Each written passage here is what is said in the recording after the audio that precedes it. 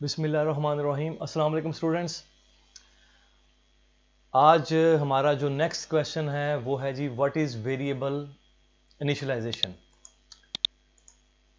ये हमारा आज का नेक्स्ट शॉर्ट क्वेश्चन है, व्हाट इज़ वेरिएबल इनिशियलाइजेशन। इससे पहले हम बात कर चुके हैं वेरिएबल डिक्लेरेशन के ऊपर। ये हमने सवाल जो है वो लास्ट लेक्चर में कवर किया था। ये भी एक शॉर्ट क्वेश्चन है और वेरी इंपॉर्टेंट है। और इसके बाद जो वेरिएबल इनिशियलाइजेशन का जो सवाल है, जो आज इंशाल्लाह भी हम इसको भी डिस्कस करेंगे, ये भी एक शॉर्ट क्वेश्चन है और ये भी बड़ा इंपॉर्टेंट शॉर्ट क्वेश्चन है, तो आप इसको भी मार्क कर लीजिए। तो इसकी डेफिनेशन देखते हैं। Process of signing a value, ऐसा प्रोसेस जिसमें आप एक वैल्यू साइन करते हैं। किसको? किसी वेरिएबल को। कब?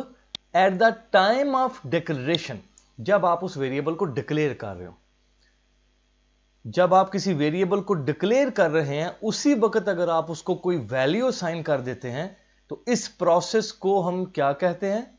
Variable initialization. क्या आपने वेरिएबल को इनिशियलाइज कर दिया। इक्वल साइन जो होता है वो इस्तेमाल होता है वेरिएबल को इनिशियलाइज करने के लिए। बिल्कुल, वो हम ऑलरेडी देख चुके हैं। हम एक दफ़ा दोबारा जो है उसका टीसी एडिटर के अंदर जाके दोबारा बात करते हैं। पहले ये डेफिनेशन एक दफ़ा देख लें। वेरिएबल नेम जो है वो लेफ्ट साइड के ऊपर लिखा होता है, बिल्कुल लेफ्ट साइड के ऊपर लिखा होता है। और जो वैल्यू होती है वो इक्वल साइन के राइट साइड के ऊपर लिखी होती है। तो ये वेरिएबल इनिशियलाइजेशन की हमारे पास डेफिनेशन होगी। आगे थोड़ी सी और वो बात बता रहा है, वो भी थोड़ी सी रीड कर लेते हैं। कंपाइलर ऑटोमेटिकली एलोकेट कर देता है। कंपाइलर ऑटोमेटिकली एलोकेट कर देता है, यानी दे देता है, असाइन कर देता है। क्या? जितनी मेमोरी चाहिए, रिक्वायर्ड मेमोरी। किसके लिए? वेरिएबल के लिए। कब? जब उसको डिक्लेयर किया जाता है। जब किसी वेरिएबल को डिक्लेयर किया जाता है तो कंपाइलर ऑटोमेटिकली इसको उतनी मेमोरी जो है वो एलोकेट कर देता है, असाइन कर देता है। ठीक है जी, जितनी उसको जो है वो मेमोरी जो है उसको रिक्वायर्ड है। मेमोरी लोकेशन में already contain some data that is meaningless. अब देखें, एक वेरिएबल हमने डिक्लेयर किया ए नाम का, और जैसे ही डिक्लेयर करेंगे तो इस डेफिनेशन के मुताबिक क्या होगा कि कंपाइलर इस ए नाम की एक लोकेशन मेमोरी में बना देगा और उसी टाइम उसको कुछ जो है वो मेमोरी का एक खास हिस्सा एलोकेट कर देगा। 1 बाइट का, 2 बाइट का, 4 बाइट का, उसको एलोकेट कर देगा।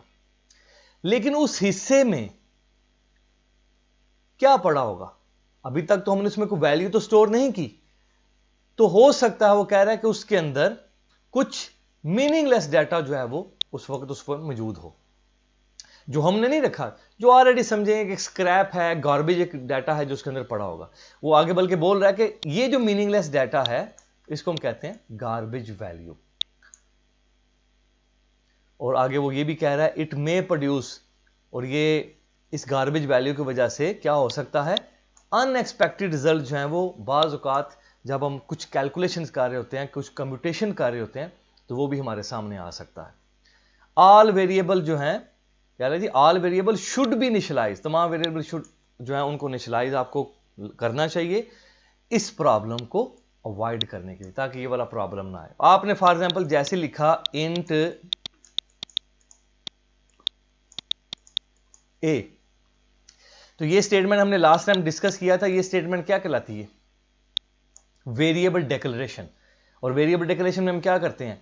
वेरिएबल का नाम, ये नाम हो गया वेरिएबल का, ये वाला, और वेरिएबल की डाटा टाइप, ये डाटा टाइप हो गई, ये मेंशन करते हैं, इसको हम कहते हैं वेरिएबल डिक्लेरेशन। तो अब वेरिएबल इनिशियलाइजेशन क्या है? यानी अगर ये वेरिएबल डिक्लेरेशन की बात करें तो इसमें कंपाइलर क्या करेगा? कंपाइलर करेगा जैसे ये वेरिएबल डिक्लेयर होगा तो मेमोरी में एक ए नाम की लोकेशन क्रिएट कर देगा और उस लोकेशन के ऊपर उसको कुछ मेमोरी भी साइन कर देगा। इस लोकेशन को 1 बाइट की, 2 बाइट की, 4 बाइट की, और उस स्पेस के अंदर, उस मेमोरी लोकेशन के अंदर कोई गार्बेज वैल्यू भी जो है वो पहले से मौजूद होगी, यानी मीनिंगलेस डाटा। यानी हमने अभी तो ए के अंदर कुछ भी स्टोर नहीं किया। तो जैसे आप कोई जमीन खरीदते हैं, आप कोई प्लाट या कोई जमीन कहीं खरीदते हैं, तो सारी बात है वो खाली तो नहीं होगी, उसके अंदर पहले कुछ ना कुछ तो होगा। कुछ पत्थर पड़े होंगे, कुछ मिट्टी होगी, कुछ गार्बेज होगा। वो तो बाद में आप उसके ऊपर अपना मकान बनाएंगे या उसके अंदर अपना कंस्ट्रक्शन का काम करेंगे ना। वो जो कंस्ट्रक्शन का काम करेंगे ना आप इसमें, वो वेरिएबल में वैल्यू स्टोर करना है, वो ये है इंट a, और आगे आपने क्या लिख दिया, a इज इक्वल टू 10। ये आपने उसके ऊपर अपना मकान बना दिया, ये मकान बना दिया, और ये सिर्फ आपने जमीन अभी ली है। लेकिन जब जमीन ली है तो उसमें कुछ ना कुछ तो पहले पड़ा हुआ था ना, पत्थर बजरी कुछ मट्टी छट्टी स्क्रैप कुछ पड़ा हुआ था, तो वो प्रॉब्लम वही आगे वो उसने ऊपर भी हमें ये बताया है कि उससे कुछ प्रॉब्लम भी हो सकते हैं, तो कंप्यूटर में भी उससे प्रॉब्लम हो सकते हैं। अगर आप ये ए में 10 स्टोर ना करें और इसी ए को कहीं जमा तफरी कर दें तो आपको अनएक्सपेक्टेड रिजल्ट मिलेंगे। कंप्यूटेशन के अंदर आपको प्रॉब्लम फेस करना पड़ेगा, भाई क्यों इस ए को हम जमा करेंगे जब तक इस ए के अंदर तो अभी हमने कुछ रखा भी नहीं है। तो इसलिए वो कह रहा है कि अगर आप ये प्रॉब्लम दूर करना चाहते हैं तो फिर एक काम तो यह है कि आप ऐसे करें जैसे भी यहां लिखा हुआ है, ये कि इंट ए और ए इज इक्वल टू 10, ऐसे कर लें। दूसरा काम ये वाला है वेरिएबल इनिशियलाइजेशन, कहते हैं जैसे ही आप वेरिएबल को डिक्लेयर करें, जैसे लिखें इंट ए, तो साथ ही उसमें वैल्यू भी स्टोर कर दें जी 10। ये देखें, ये एक स्टेटमेंट ये क्या कहलाती है, वेरिएबल इनिशियलाइजेशन। जैसी वेरिएबल हमने डिक्लेयर किया उसी वक्त हमने उसके अंदर वैल्यू भी स्टोर कर दी। इस प्रोसेस को हम कहते हैं वेरिएबल इनिशियलाइजेशन। आप इस काम को 2 लाइनों में भी कर सकते हैं, ऐसे ये आप पहले वेरिएबल डिक्लेयर कर लें और बाद में उसमें वैल्यू स्टोर कर लें। लेकिन अगर ये वैल्यू स्टोर करने से पहले आपने से वेरिएबल को कहीं यूज कर लिया ना, तो फिर वो क्या कह रहा है, it may produce unexpected result in some computation. तो फिर प्रॉब्लम आएगा। तो कह रहा है कि बेहतर तरीका क्या है कि हमेशा वेरिएबल को क्या करें, ये वाला काम करें, हमेशा वेरिएबल को इनिशियलाइज करें। तो वेरिएबल इनिशियलाइजेशन में आपकी समझें कि एक लाइन में आपका कोड आ जाता है। अदरवाइज फिर अगर आपने वैसे करना है तो पहले वेरिएबल डिक्लेयर करें फिर उसमें वैल्यू स्टोर करें, तो ये 2 लाइनें बन जाएंगी। यही 2 लाइनों का काम वेरिएबल इनिशियलाइजेशन में एक लाइन में हो जाएगा, और आपको कंप्यूटेशन जो वो कह रहा है कि प्रॉब्लम आ सकती है मीनिंगलेस डाटा की वजह से, गार्बेज वैल्यू की वजह से, तो वो भी प्रॉब्लम जो है वो भी खत्म हो जाएगी। तो यह है वेरिएबल इनिशियलाइजेशन। नीचे उसके सिंटेक्स लिखा हुआ है, वो भी देख लेते हैं। वैसे तो ऊपर मैंने आपको एग्जाम्पल बता दिया, तो सिंटेक्स खुद भी लिख सकते हैं हम कि सबसे पहले क्या लिखी, डाटा टाइप, फिर वेरिएबल का नाम, फिर वैल्यू, जैसा कि इंट, आगे वेरिएबल का नाम n इज इक्वल टू, और बीच में इक्वल का साइन, वो उसने हमें बता दिया, लेफ्ट साइड के ऊपर वेरिएबल होगा और राइट साइड के ऊपर वो वैल्यू होगी। इसी तरह एक ही स्टेटमेंट के अंदर देखें आप जो है वो मल्टीपल जो है वो वेरिएबल को इनिशियलाइज भी कर सकते हैं। जैसे इंट x में क्या स्टोर कर दिया 50, कामा लगा के y में आपने जो है वो 75 स्टोर कर दिया, ऐसे भी लिख सकते हैं आप। तो ये एग्जांपल्स हैं, ये भी आप एग्जांपल आप देख सकते हैं। अब ये फ्लोट करैक्टर या ये क्या है, ये डाटा टाइप्स हैं, इनकी बात इंशाल्लाह आगे होगी। डाटा टाइप के ऊपर एक सवाल आएगा तो उसको इंशाल्लाह उस वक्त देखेंगे। इन जनरल आपको बता देता हूँ, इंट जो है डाटा टाइप इंटीजर नंबर्स के लिए है। यानी अगर आपने अपने प्रोग्राम में कुछ वेरिएबल लेने हैं और उन वेरिएबल में आप इंटीजर वैल्यू स्टोर करना चाहते हो, जैसे कि मैंने ये वेरिएबल लिया n में मैंने क्या स्टोर करना है 100, जो कि इंटीजर नंबर है, होल नंबर है, तो मैं n की टाइप क्या रखूंगा, इंट। इसी तरह अगर मैंने एक वेरिएबल लिया एवरेज नाम का ये, और मैं चाहता हूं एवरेज जो है उसके अंदर, क्योंकि डेसिमल पॉइंट नंबर आना है, फ्लोटिंग पॉइंट नंबर आना है, तो आप इसकी टाइप क्या रखोगे, फ्लोट रखोगे। इसी तरह करैक्टर डाटा टाइप भी है, तो इनके इंशाल्लाह आगे जब आएगा इनका टाइम तो उस वक्त देखेंगे। वेरिएबल इनिशियलाइजेशन होपफुली क्लियर हो गया होगा। ये सवाल बहुत इंपॉर्टेंट है, अगर आप इसको इसके साथ मिलाएं तो ये दोनों सवाल जो हैं वो रैंडमली चूज की जाते हैं तकरीबन हर पेपर के अंदर। व्हाट इज वेरिएबल डिक्लेरेशन और व्हाट इज वेरिएबल इनिशियलाइजेशन। और वेरिएबल डिक्लेरेशन में एक और पार्ट है, स्ट्रांगली टाइप्ड लैंग्वेज सी को हम क्यों कहते हैं, तो वो भी हमने कल डिस्कस किया था कि सी लैंग्वेज में, सी प्रोग्राम के अंदर आपने कोई भी वेरिएबल यूज करना है तो पहले आप उसको डिक्लेयर करना पड़ेगा। अगर डिक्लेरेशन के बगैर यूज करेंगे तो वो एरर होगा, इसलिए सी को स्ट्रांगली टाइप्ड लैंग्वेज कहते हैं। इसके बरक्स कुछ लूजली टाइप्ड लैंग्वेजेस भी होती हैं, ठीक है जी। जैसे कि जावास्क्रिप्ट है आज की जो लैंग्वेज है हम वेब के लिए यूज करते हैं, वो लूजली, उसमें वेरिएबल को डिक्लेयर किए बगैर भी आप यूज कर सकते हैं, ठीक है ना, वो एक अनदर स्टोरी है। लेकिन आपको एक अंदाजा होना चाहिए कि आप कह रहे हैं अगर स्ट्रांगली टाइप लैंग्वेज है तो फिर इसका मतलब है कि लूजली टाइप लैंग्वेज भी होनी चाहिए। बिल्कुल है, वो भी है, वो आप इंशाल्लाह अपने एडवांस कोर्सेज में पढ़ेंगे। अनदर इंपॉर्टेंट क्वेश्चन, ये कॉन्सेप्ट है वेरिएबल डिक्लेयरिंग का और वेरिएबल डिफाइनिंग का, यानी कि डिक्लेयरिंग एंड डिफाइनिंग का वेरिएबल में वो कह रहा है फर्क बताएं। तो इस कॉन्सेप्ट को जो है वो यहां से हम रीड करते हैं। तो क्या डेफिनेशन है जी? Generally there is a slight difference between declaring and defining a variable. कहना बड़ा थोड़ा सा फर्क है वेरिएबल को डिक्लेयर करने में और वेरिएबल को डिफाइन करने में। अब इन शॉर्ट पहले तो मैं आपको वैसे बता दूं, सी लैंग्वेज में अगर हम, क्योंकि हम सी लैंग्वेज की बात कर रहे हैं ना, सी लैंग्वेज में वेरिएबल डिक्लेरेशन और वेरिएबल डेफिनेशन एक ही बात है। ये दोनों सेपरेट कॉन्सेप्ट यहां नहीं होंगे सी लैंग्वेज के अंदर, ठीक है जी। सी लैंग्वेज की हद तक आपने याद रखना कि ये दोनों जो है वो सेपरेटली जो है इनको आपने जो है वो डिस्कस नहीं करना। ये सी लैंग्वेज में जैसे आप वेरिएबल डिक्लेयर करते हैं वेरिएबल डेफिनेशन भी हो जाती है उसकी, ऑटोमेटिकली वेरिएबल डेफिनेशन उसकी परफॉर्म हो जाती है। आगे वो लास्ट पैराग्राफ में वो आपको बताएगा भी। हाँ, बाकी अगर इन जनरल आप इन दो कॉन्सेप्ट्स को अगर देख रहे हैं कि यार ये दो कॉन्सेप्ट हैं क्या, तो बिल्कुल ये दोनों डिफरेंट कॉन्सेप्ट्स हैं, ठीक है जी। और वो डिफरेंट कॉन्सेप्ट्स क्या है? नंबर वन अगर हम बात करें वेरिएबल डिक्लेरेशन में हम क्या करते हैं, अभी हम ऊपर पढ़ के आए हैं कल के लेक्चर के अंदर, हम इसमें स्पेसिफाई करते हैं वेरिएबल का नाम और उसकी टाइप, कंपाइलर को बताते हैं। वेरिएबल डिक्लेरेशन में क्या करते हैं हम? इंट ए, ये डाटा टाइप मैंने बताई और ये वेरिएबल का नाम लिखा, ये क्या होगा? वेरिएबल डिक्लेरेशन हो गई। कंपाइलर को मैंने बता दिया कि जो ए वेरिएबल है उसकी डाटा टाइप इंट है। आगे क्या कह रहा है? It does not allocate memory location for the data to be stored in the variable. लेकिन कह रहा है ऐसा करने से मेमोरी एलोकेशन नहीं होगी, यानी रैम के अंदर, मेमोरी के अंदर जो ए नाम की लोकेशन है ना, उसको कोई मेमोरी, कोई प्लॉट, कोई जमीन असाइन नहीं होगी। सिर्फ समझें कि अभी ना बयाना ही हुआ है, ऊपर ऊपर से रजिस्ट्री हुई है, बस अभी जमीन शीन वाला कोई मिली नहीं आपको, अभी कोई साइन नहीं हुई, अभी मैपिंग नहीं हुई, मेमोरी में भी कोई जगह नहीं मिली आपको। बस एक जो है वो क्या कह लें उसको कि पेपर वर्क थोड़ा सा हुआ है, इन टे से सिर्फ इतना ही हुआ है। इसको हम कहते हैं वेरिएबल डिक्लेरेशन।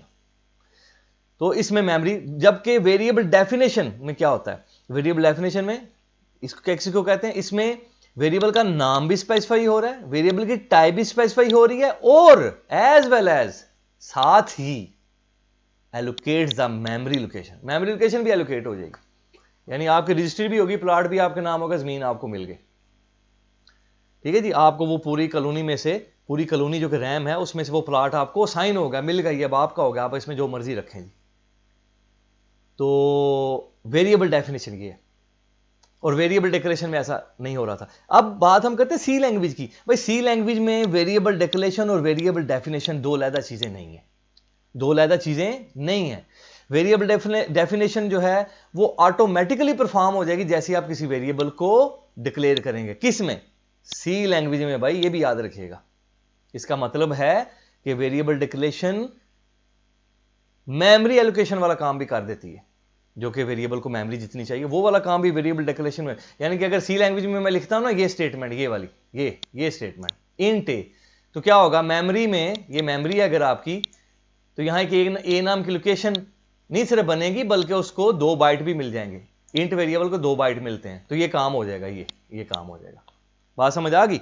तो ये है वेरिएबल डिक्लेयरिंग और डिफाइनिंग वेरिएबल, इनमें फर्क। सी लैंग्वेज में तो दोनों कॉन्सेप्ट जो है वो मर्ज हो जाते हैं दोनों सेपरेट कॉन्सेप्ट। अगर आप इन जनरल इनको कहीं डिस्कस करेंगे या इंटरव्यू में कहीं आपसे पूछे जाएंगे सवाल, तो फिर आप इनको सेपरेटली डिफरेंशिएट कर सकते हैं। वेरी इंपॉर्टेंट क्वेश्चन और वेरी कंसेप्चुअल क्वेश्चन। ये 2 सवाल हमारे शॉर्ट क्वेश्चन मुकम्मल हो गए। उसके बाद इस चैप्टर का टॉप 3 जो इंपॉर्टेंट लॉन्ग क्वेश्चन है, बल्कि टॉप 2 में कह लें, उनमें ये कहा गया हमारे पास इंपॉर्टेंट, बल्कि very important long question, and that is write down the rules for naming variable in C language example. और ये वो सवाल है जो हर स्टूडेंट से पेपर में लाजमी है। क्यों? क्योंकि इसमें सिर्फ आपने बताना है कि वेरिएबल का नाम रखते वक्त हमें किन किन चीजों का ख्याल रखना चाहिए। देखें, आइडेंटिफायर्स के अंदर इस चैप्टर का जो पहला सवाल था उसमें हमने कुछ रूल्स देखे थे 3-4, कि जब आप कोई आइडेंटिफायर नेमिंग करते हैं, यानी कोई आइडेंटिफायर रखते हैं, कोई नाम रखते हैं वेरिएबल का या फंक्शन का, तो आपको वो 3-4 वहां उसने रूल बताए थे, आपने उनको फॉलो करना है। तकरीबन उसी से मिलते जुलते रूल, क्योंकि वेरिएबल का नाम भी तो आइडेंटिफायर का नाम ही होगा ना, तो वो 2-4 रूल भी दोबारा यहाँ रिपीट होंगे और कुछ एक्स्ट्रा और बातें भी आपको वो बता देगा। तो ये सारे रूल कितने हो गए, 1 2 3 6 2 8 और शायद आगे एक 9 हो, तो ये 8-9 रूल्स आपने इनको याद कर लेना है, बहुत आसान है। और इनको जो है वो स्टार्ट करते हैं नंबर 1 बाय 1 करके।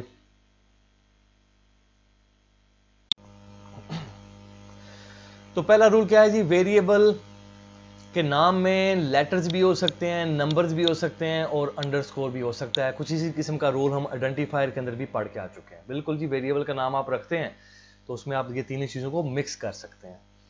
फर्स्ट कैरेक्टर वेरिएबल का लाजमी तौर पे कोई ना कोई लेटर होना चाहिए, या फिर अंडरस्कोर लिख सकते हैं आप। लेकिन वो कह रहा है कि अंडरस्कोर का जो इस्तेमाल है, मैंने वहां भी आपको बताया था कि वो रिकमेंडेड नहीं है। कर लेंगे कोई मसला नहीं है, कोई एरर नहीं आएगा, लेकिन बेहतर है कि आप अंडरस्कोर का इस्तेमाल अपने बनाए हुए, अपने डिक्लेयर किए हुए वेरिएबल में ना करें। क्यों? क्योंकि सी में कुछ ऐसा मैकेनिज्म भी है जहां सी डेवलपर जो है वो अंडरस्कोर यूज कर रहे हैं कहीं लेबल्स में। वो आगे कभी बात आएगी तो फिर हम उसको रिवील करेंगे। तो वो इसलिए वो कह रहे हैं कि आप ना करें, हम रिकमेंड नहीं आपको करते, आप अंडरस्कोर के बगैर ही जो है वो वेरिएबल का नाम रखें। अदरवाइज यूज भी कर सकते हैं। जैसे कि वो कह रहा है कि अगर आप ये नाम रखेंगे जिसके शुरू में डिजिट आ गया है, जो कि गलत है, या स्पेशल कैरेक्टर आ गया है और अंडरस्कोर तो नहीं है ना, ये भी गलत है, या फिर नंबर आ गया है, तो ये सारे इनवैलिड वेरिएबल नेम्स हैं। तो ऐसा कुछ नहीं आपने करना। देखें ये वेरिएबल रूल किसकी बात कर रहा है, वो जो हम लिखते हैं ना, ये int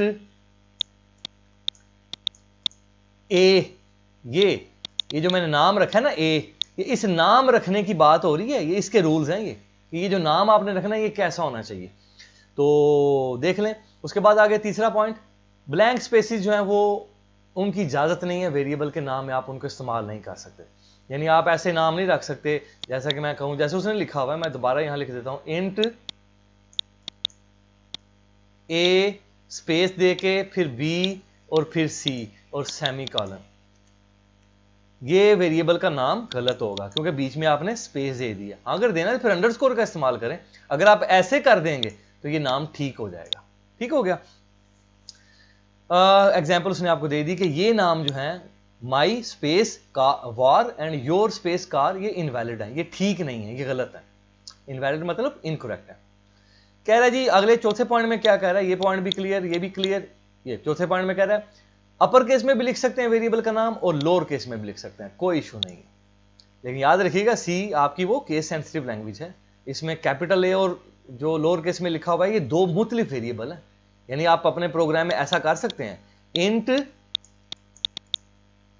a comma capital A semicolon, तो ये दो वेरिएबल आपने डिक्लेयर किए हैं। आप ये ना कि ये दोनों वेरिएबल सेम है, ये दोनों वेरिएबल मुख्तलिफ हैं क्योंकि सी केस सेंसिटिव लैंग्वेज है। तो केस सेंसिटिव लैंग्वेज के अंदर लोअर केस में लिखा हुआ वेरिएबल अपर केस में लिखे हुए वेरिएबल से डिफरेंट वेरिएबल माना जाता है। यूजर डिफाइंड वेरिएबल जो है वो आमतौर पे वो कह रहा है लोअर केस में लिखें। वो आपको एक और सजेशन भी दे रहा है, कह रहा है कि आप कोशिश करें जितने वेरिएबल आप डिक्लेयर कर रहे हैं, जैसे कि मैंने कैपिटल ए लिखा है, कह रहा है आप कोशिश करें आप लोअर केस में वेरिएबल लिखें, क्योंकि सी लैंग्वेज में जो कॉन्स्टेंट्स होते हैं ना उनको नॉर्मली अपर केस में लिखा जाता है। आपको याद होगा हमने पाई एक कॉन्स्टेंट लिया था, तो हमने पाई क्या लिखा था, कैपिटल पी कैपिटल आई। आपको पिछले लेक्चर में अगर याद है, अगर आपने लेक्चर दोबारा रिवाइज किए तो फिर आपको याद होगा कि कांस्टेंट जो हम डिफाइन प्री प्रोसेसर डायरेक्टिव के जरिए डिफाइन करते हैं कांस्टेंट, तो हम कांस्टेंट को अपर केस में लिखते हैं।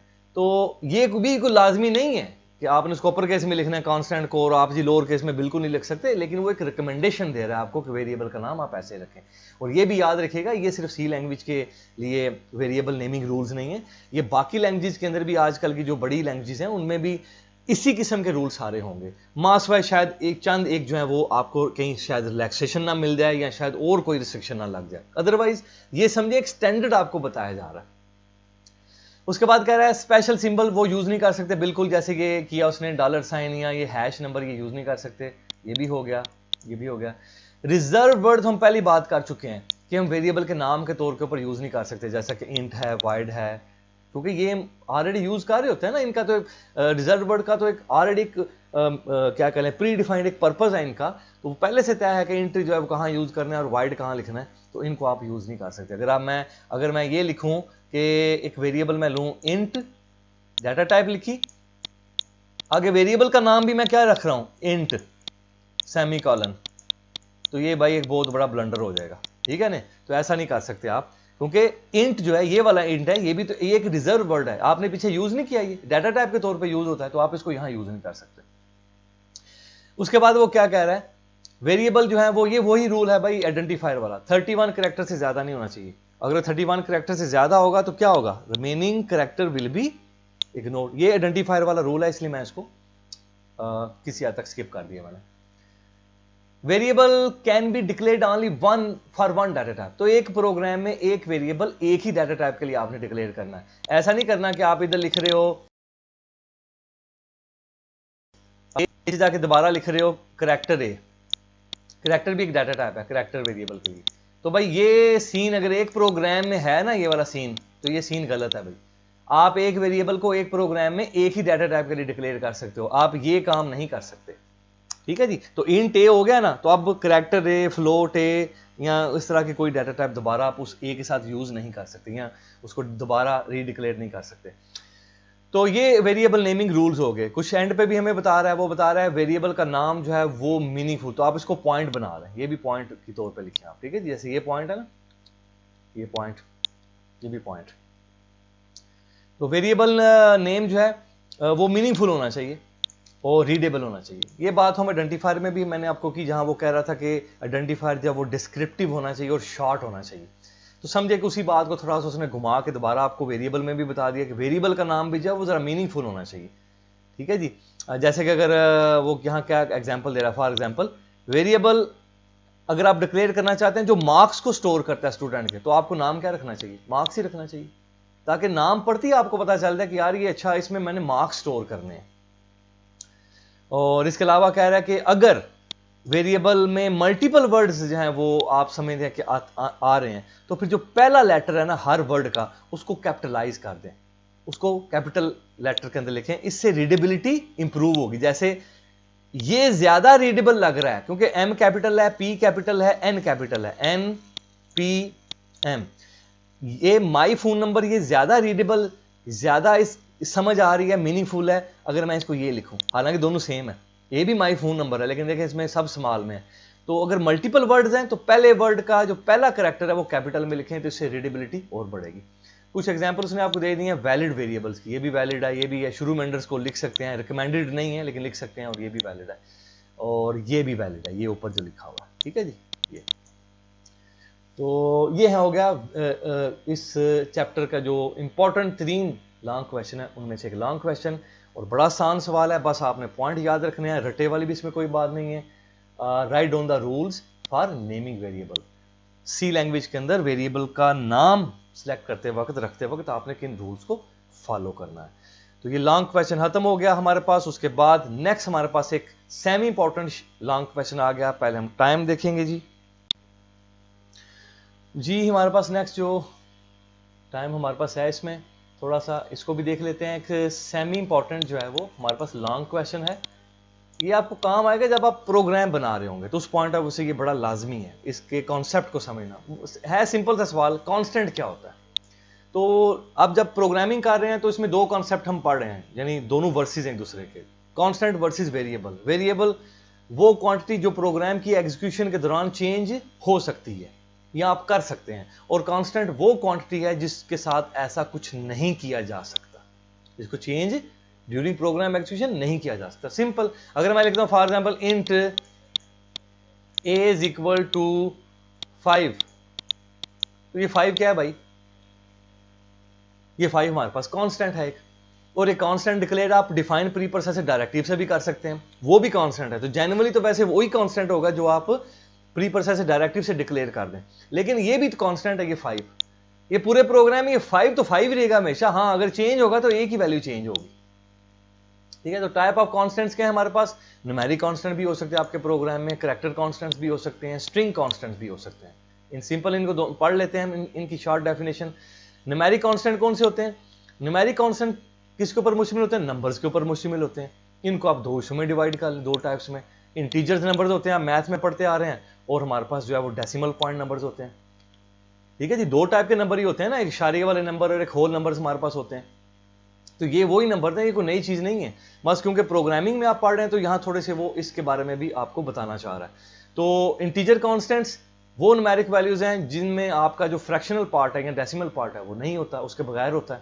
और इंटीजर कॉन्स्टेंट बेसिकली वो वैल्यूज रिप्रेजेंट, वो वैल्यू रिप्रेजेंट कर रहे होते हैं जिनको बेसिकली आप काउंट कर सकते हैं। इनमें पॉजिटिव इंटीजर नंबर्स भी होते हैं, नेगेटिव इंटीजर नंबर्स भी होते हैं, और जो कि सी प्रोग्राम में यूज हो रहे हैं। तो माइनस साइन जो हम यूज करेंगे नेगेटिव इंटीजर कॉन्स्टेंट्स के लिए, ठीक है जी। ए इज इक्वल टू -5, तो ये नेगेटिव आपके पास जो है वो आ गया, साइंड आपके पास आ गया इंटीजर, ठीक हो गया।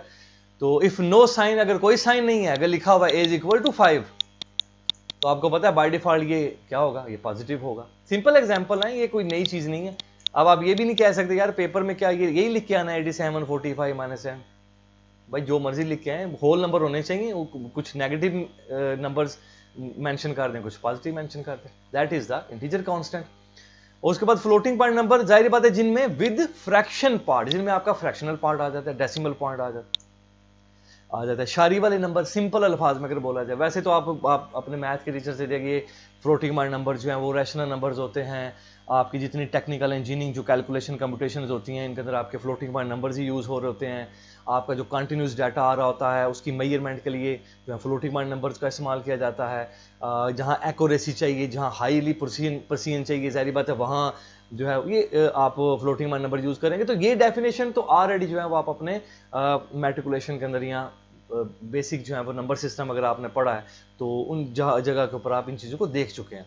ये सिर्फ एक रिवीजन है कि यहाँ सी प्रोग्राम के अंदर भी आपको इनके साथ वास्ता पड़ेगा। तो फ्लोटिंग पॉइंट कांस्टेंट उन वैल्यू को रिप्रेजेंट करते हैं जिनको हम मेजर कर सकते हैं, उनको काउंट कर सकते हैं इंटीजर नंबर्स को, इनको मेजर किया जा सकता है। जैसे आपको गैस प्रेशर है या कंटिन्यूस डाटा आ रहा है तो जाहिर बात उसको मेजर करेंगे। तो सिंपल सा फार्मूला है, जहां आपको प्रिसीजन चाहिए, एक्यूरेसी चाहिए, वहां आपने फ्लोटिंग पॉइंट नंबर्स आमतौर पर यूज करने होते हैं, ठीक है जी। तो ये भी पॉजिटिव हो सकते हैं, ये भी नेगेटिव हो सकते हैं, जैसे इंटीजर नंबर पॉजिटिव नेगेटिव हो सकते हैं। और इनमें भी माइनस साइन आप यूज करेंगे, और बाय डिफॉल्ट अगर साइन साथ नहीं है तो उसको क्या मानेंगे, ये लिखने की जरूरत नहीं है साथ प्लस, तो ये पॉजिटिव ही है। तो साइन आपके फ्लोटिंग पॉइंट जो नंबर है वो आप उनके साथ माइनस साइन का भी यूज करेंगे। तो ये हमारे पास कौन से हो गए, न्यूमेरिक कांस्टेंट हो गए। इसके बाद करैक्टर कांस्टेंट आ गए। तो any character written within single quotation mark is known as character constant.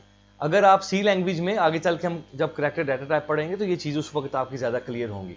अभी वन गो में आप ये ना देखिएगा, क्योंकि अभी तो आपने करैक्टर डाटा पढ़ी नहीं और वो करैक्टर कांस्टेंट आपको जो है वो बता रहा है, क्योंकि ये क्वेश्चन कांस्टेंट के बारे में है, करैक्टर डाटा टाइप के बारे में नहीं है।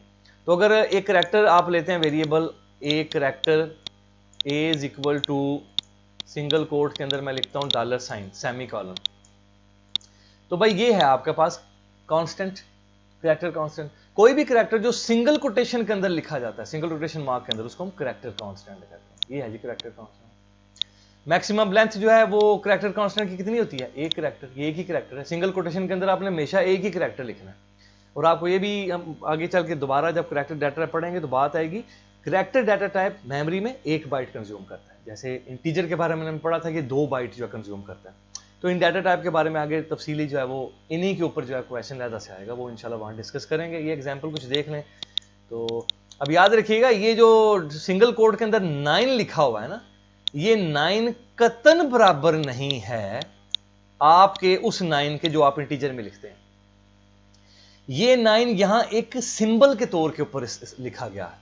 इस 9 को आप बराबर नहीं कह सकते किसके, जो इंटीजर 9 है, जो डिजिट 9 है, जिसको आप कंप्यूटेशन के अंदर यूज कर सकते हैं। तो ये चीज का ख्याल रखिएगा कि आप ये ना समझिएगा कि ये है तो नंबर ही ना, भाई ये नंबर नहीं है, ये 9 नंबर नहीं है, ठीक है जी। ये एक सिंबल है, यहां आपने इसको सिंबल, एक करैक्टर के तौर पे आपने इसको देखना है। इसको आप उस तरह जमा तफरीक नहीं कर सकते किसी दूसरे जो है वो वेरिएबल के। फॉर एग्जाम्पल आप ऐसे करते हैं, int a is equal to 10 और एक वेरिएबल आपने लिया character is equal to single quote के अंदर $, और यहां आपने लिखा int c is equal to a plus b. तो अब देखें a जो है वो तो इंटीजर नंबर है, उसमें 10 स्टोर है, वो तो ठीक है। b जो है वो उसमें तो डॉलर साइन है, तो क्या 10 जमा हो सकता है डॉलर साइन में? अब ये जो बात है इसका टेक्निकली आंसर जो है वो यस है, लेकिन इसका सादा सा आंसर क्या होगा? भाई ये कैसे हो सकता है? नो भाई ये नहीं हो सकता। तो इस यस और नो को इंशाल्लाह क्लियर करेंगे जब हम करेक्टेड डाटा टाइप पढ़ेंगे और उसमें हम इन चीजों को डिस्कस करेंगे।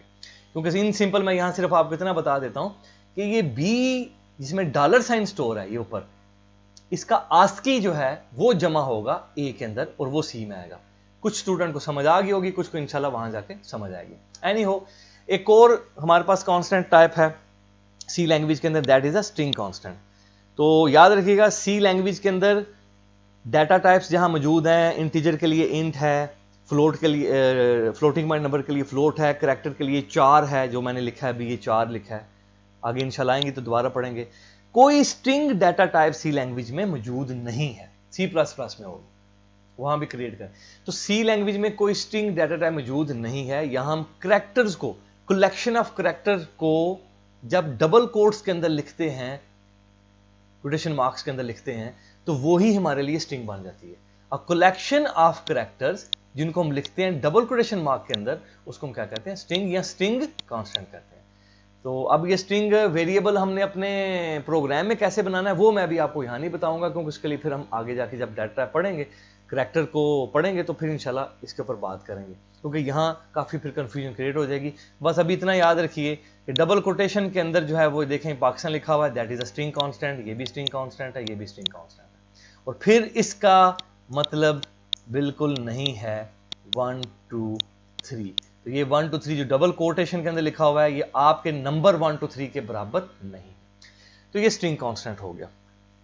थोड़ा सा उसने आइडिया सिर्फ आपको दिया है कि ये कांस्टेंट्स आपको प्रोग्राम के अंदर आप इनको यूज करेंगे, स्ट्रिंग कांस्टेंट्स को भी, करैक्टर को भी, फ्लोटिंग और इंटीजर कांस्टेंट को भी, तो आपको थोड़ा सा आइडिया हो कि इनको पूजा प्रोग्राम में यूज करेंगे तो फिर वहाँ जो है वो थोड़ी सी आसानी हो इनको मैनिपुलेट करने के अंदर।